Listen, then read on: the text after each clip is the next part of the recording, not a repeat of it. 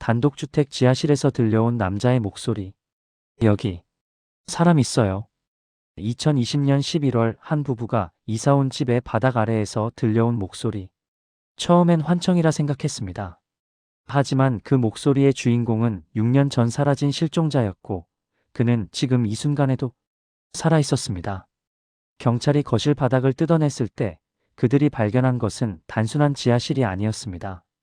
누군가를 가두기 위해 치밀하게 설계된 세상과 완전히 단절된 감옥이었죠. 2020년 11월 초 서울 외곽의 한 주택가. 이곳으로 이사온 부부가 있었습니다. 남편 김태준 씨와 아내 박소연 씨. 30대 중반의 이들 부부는 오랜 전세 생활 끝에 드디어 자신들만의 보금자리를 마련했습니다. 이사를 마친 첫날 밤 오후 10일시경. 박소연 씨는 거실을 지나 주방으로 가던 중이었습니다. 피곤한 몸을 이끌고 물 한 잔을 마시려던 그 순간 그녀의 발걸음이 멈췄습니다. 희미하게, 아주 희미하게 들려오는 소리. 처음엔 바람 소리인 줄 알았습니다. 그것은 사람의 목소리였습니다. 여기 사람 있어요. 박소연 씨는 온몸에 소름이 돋았습니다. 목소리는 분명 바닥 아래에서 들려왔습니다. 그녀는 재빨리 남편을 깨웠습니다. 여보, 이상한 소리가 들려. 바닥 밑에서. 하지만 남편 김태준 씨가 거실로 나왔을 땐 이미 소리는 멈춰 있었습니다. 그는 아내를 안심시키며 말했죠. 피곤해서 그래. 내일 다시 확인해 보자. 박소연 씨도 그렇게 생각하려 했습니다. 하지만 다음 날 저녁 상황은 완전히 달라졌습니다. 퇴근 후 집에 돌아온 김태준 씨. 그는 현관문을 열고 집 안으로 들어서는 순간 분명하게 들었습니다. 도와주세요. 여기 사람. 그 목소리는 간절했고 절박했습니다. 김태준 씨는 즉시 바닥에 귀를 대고 소리의 출처를 찾으려 했습니다. 거실 중앙 소파 아래쪽 어딘가에서 희미한 진동이 느껴졌습니다. 그는 아내를 불렀고 두 사람은 함께 그 소리를 들었습니다. 이번엔 환청이 아니었습니다. 경찰에 신고해야 해. 박소연 씨의 목소리는 떨리고 있었습니다. 오후 8시 30분 112 신고를 받고 출동한 경찰 2명. 처음 신고를 받았을 때 담당 경찰관은 솔직히 반신반의했습니다. 바닥 아래서 사람 목소리가 들린다. 이런 신고는 대부분 착각이거나 장난인 경우가 많았으니까요. 하지만 현장에 도착해 부부를 만나자 생각이 달라졌습니다. 두 사람 모두 정상적이었고 진술도 구체적이며 일치했습니다. 정확히 언제 어디서 들으셨나요? 거실 중앙 부근이요. 어젯밤과 오늘 저녁 2번 들었어요. 경찰은 거실 바닥을 두드려 봤습니다. 똑똑똑. 일반적인 콘크리트 바닥이라면 둔탁한 소리가 나야 합니다.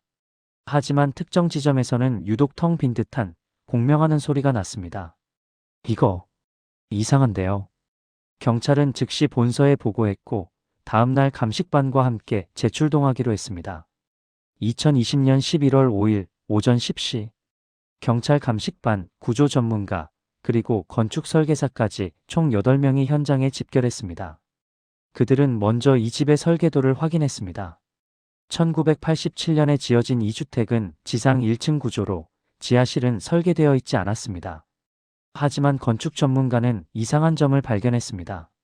천장 높이와 기초 구조를 보면 여기 바닥 아래 최소 2m 이상의 공간이 있을 수 있습니다. 설계도엔 없는데요. 불법 증축이거나 의도적으로 숨긴 겁니다. 경찰은 특수음향 탐지기를 사용해 바닥 전체를 스캔했습니다. 여기입니다. 절단 준비하세요. 전동톱이 바닥을 갈라내기 시작했습니다. 콘크리트와 타일이 벗겨지고 그 아래 철판이 드러났습니다. 그리고 철판 한가운데엔 녹슨 철제 손잡이. 문이다. 경찰관들의 얼굴이 굳어졌습니다. 철문은 심하게 부식되어 있었지만 그보다 더 충격적인 건 문 표면에 새겨진 무수한 흔적이었습니다. 손톱으로 긁어낸 듯한 자국, 주먹으로 두드린 듯한 움푹 팬 흔적, 그리고 희미하게 새겨진 글자들. 살려주세요. 경찰은 산소호흡기를 착용하고 철문을 열었습니다. 오랜 시간 닫혀있던 공간에서 썩은 공기가 쏟아져 나왔습니다. 철문 아래로 가파른 철제 계단이 이어져 있었습니다. 손전등 불빛이 어둠을 뚫고 들어가자 그 공간의 전모가 드러났습니다. 지하실은 생각보다 넓었습니다. 두 개의 작은 방과 좁은 복도, 그리고 간이 화장실. 첫 번째 방엔 녹슨 철제 침대와 얇은 담요가 있었습니다. 벽엔 곰팡이가 가득했고 천장엔 단 하나의 형광등만이 달려 있었죠. 두 번째 방은 더 작았습니다. 벽에는 사진을 붙였다 뗀 흔적이 수십 개 남아 있었습니다.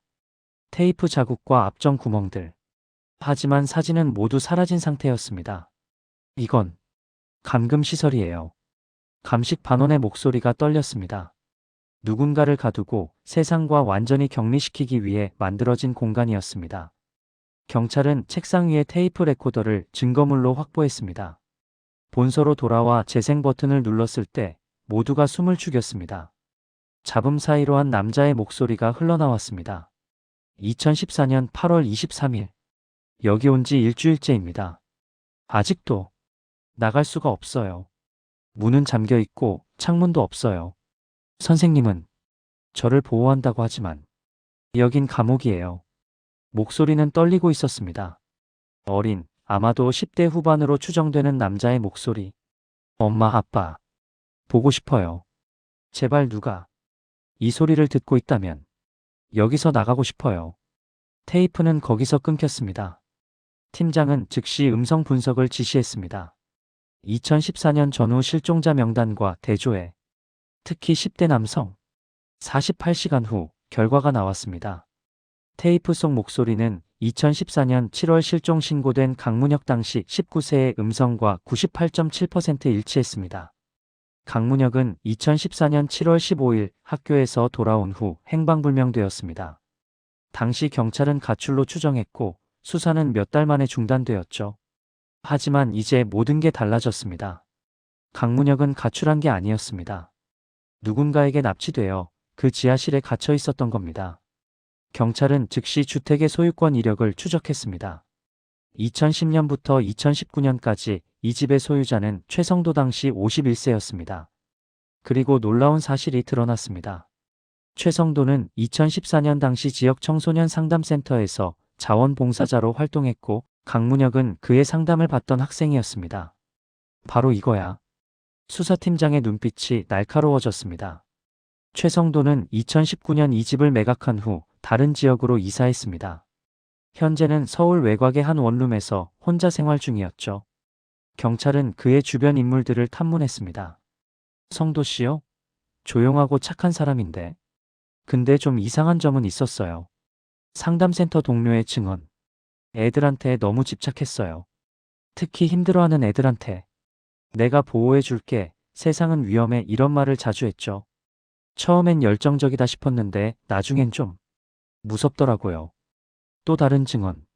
한 학생이 상담 끝나고 최성도 선생님한테서 벗어나려고 했는데 계속 연락하고 집까지 찾아왔대요. 결국 그 학생 부모가 항의해서 그만뒀어요. 경찰은 최성도의 심리 프로필을 작성했습니다. 구원자 콤플렉스 마이너스 타인을 보호한다는 명분으로 통제하려는 심리. 강박적 집착 마이너스 특정 대상에게 병적으로 매달리는 성향. 모든 퍼즐이 맞아떨어지고 있었습니다. 2020년 11월 10일 오전 6시 경찰 특공대가 최성도의 주거지를 급습했습니다. 최성도 씨 경찰입니다. 문 여세요. 최성도는 저항 없이 문을 열었습니다. 그의 얼굴은 무표정했고 눈빛은 텅 비어 있었습니다. 강문혁이란 이름 기억하십니까? 최성도는 한참을 침묵하다가 조용히 고개를 끄덕였습니다. 보호하려고 했어요. 세상이 너무 위험했으니까. 그 애는 약했어요. 혼자선 살아갈 수 없었어요. 그래서 감금한 겁니까? 보호한 거예요.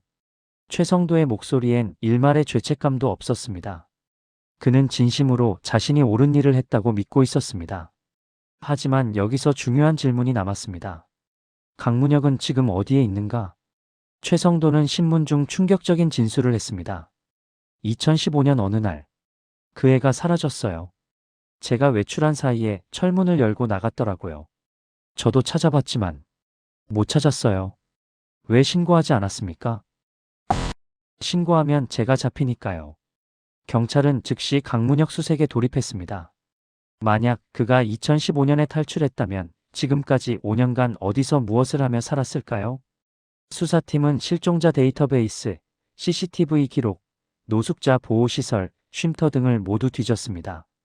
그리고 사흘 후 결정적인 제보가 들어왔습니다. 서울 외곽버스 정류장 근처에서 계속 노숙하는 남자가 있어요. 나이는 20대 중반쯤 되어 보이고 사람들 피해 다니더라고요. 경찰은 즉시 출동했습니다. 2020년 11월 13일 오후 4시 서울 외곽 한적한 정류장. 낡은 벤치 아래 웅크리고 있는 한 남자. 강문혁 씨? 남자는 움찔하며 뒤로 물러섰습니다. 그의 눈엔 극도의 공포가 서려 있었습니다. 괜찮아요. 우린 경찰이에요. 이제 안전해요. 하지만 강문혁은 믿지 못했습니다. 그는 5년간 사람을 믿지 못하며 살아왔습니다. 최성도. 그 사람이 보낸 거죠? 아니에요. 최성도는 지금 구속됐어요. 더 이상 당신을 해칠 수 없어요. 강문혁의 눈에서 눈물이 흘러내렸습니다. 그는 무너지듯 주저앉았습니다. 정말 끝난 건가요? 네. 이제 끝났어요. 병원으로 이송된 강문혁은 극도로 쇠약한 상태였습니다. 체중은 정상보다 15kg이나 적었고 영양실조와 만성 불안장애 진단을 받았습니다. 하지만 가장 깊은 상처는 육체가 아닌 정신에 있었습니다. 심리 상담 중 강문혁은 조금씩 그날의 기억을 떠올렸습니다. 2014년 7월 상담이 끝나고 집에 가려는데 최성도 선생님이 차로 태워준다고 했어요. 처음엔 거절했지만 강요하시더라고요. 차에 타자마자 뒷문이 잠겼어요. 그리고 제가 모르는 곳으로 가는 거예요. 어디 가세요? 물어봤더니 안전한 곳이라고만 했어요. 집에 도착하자 저를 지하로 끌고 갔어요. 처음엔 이해가 안 됐어요. 왜 이러는지 뭘 원하는지. 하지만 곧 알았죠. 그 사람은 저를 소유하고 싶어 했어요. 매일 음식을 가져다 주면서 말했어요. 밖은 위험해. 여기가 내게 가장 안전한 곳이야. 나만 널 진짜로 이해해. 처음엔 대들었어요. 나가달라고, 부모님한테 연락하게 해달라고. 하지만 소용없었어요. 1년쯤 지났을 때 포기했어요. 아무도 날 찾지 않는다고 생각했죠. 세상은 날 잊었고 난 여기서 죽을 거라고. 그런데 어느 날 그 사람이 철문을 제대로 안 잠그고 나간 거예요. 마지막 기회라고 생각했어요. 철문을 열고 계단을 올라가서 집 밖으로 나왔어요. 하지만 나와도 갈 곳이 없었어요. 사람들이 무서웠어요. 다시 잡혀갈까봐. 그래서 그냥 숨어 살았어요. 최성도는 감금, 상해, 불법 감시, 미성년자 학대 등 총 8개 혐의로 기소되었습니다. 재판 과정에서도 그는 끝까지 자신의 행동을 정당화했습니다. 전 그 애를 사랑했어요. 보호하고 싶었어요. 세상은 너무 잔인하니까요. 하지만 법원은 냉정했습니다. 피고인은 보호라는 이름으로 한 인간의 자유와 존엄을 짓밟았습니다. 이는 명백한 범죄이며 그 어떤 명분으로도 정당화될 수 없습니다. 최종 판결 징역 18년. 강문혁은 천천히, 아주 천천히 회복되고 있습니다. 전문 심리 치료팀의 도움으로 그는 조금씩 세상과 다시 연결되는 법을 배우고 있습니다. 가족과의 재회는 눈물바다였습니다. 6년간 아들을 찾아 헤맸던 부모는 그를 꼭 껴안고 한없이 울었습니다. 미안해. 우리가 더 잘 찾았어야 했는데. 아니에요. 엄마 아빠 잘못 아니에요. 지하실은 완전히 철거되었습니다. 부부는 사건 이후 이사를 갔지만 여전히 그날을 기억합니다. 만약 우리가 그 소리를 무시했다면 강문혁 씨는 영영 발견되지 못했을 거예요. 이 사건은 우리에게 중요한 교훈을 남겼습니다. 도움을 구하는 목소리는 때로 예상치 못한 곳에서 들려옵니다. 그 목소리를 듣는 것, 그리고 외면하지 않는 것, 그것이 우리가 할 수 있는 가장 중요한 일인지도 모릅니다. 강문혁은 지금도 치료를 받으며 새로운 삶을 준비하고 있습니다. 6년의 어둠을 지나 그는 이제 빛을 향해 걸어가고 있습니다. 천천히 하지만 확실하게. 그리고 그 옆엔 그를 지지하는 사람들이 함께 있습니다. 바닥 아래에서 들려온 목소리는 결국 한 사람의 생명을 구했습니다. 만약 당신이 어디선가 이상한 소리를 듣거나 누군가의 도움 요청을 느낀다면 망설이지 마세요. 그것은 당신만이 들을 수 있는 마지막 신호일 수 있습니다. 시청해주셔서 감사합니다.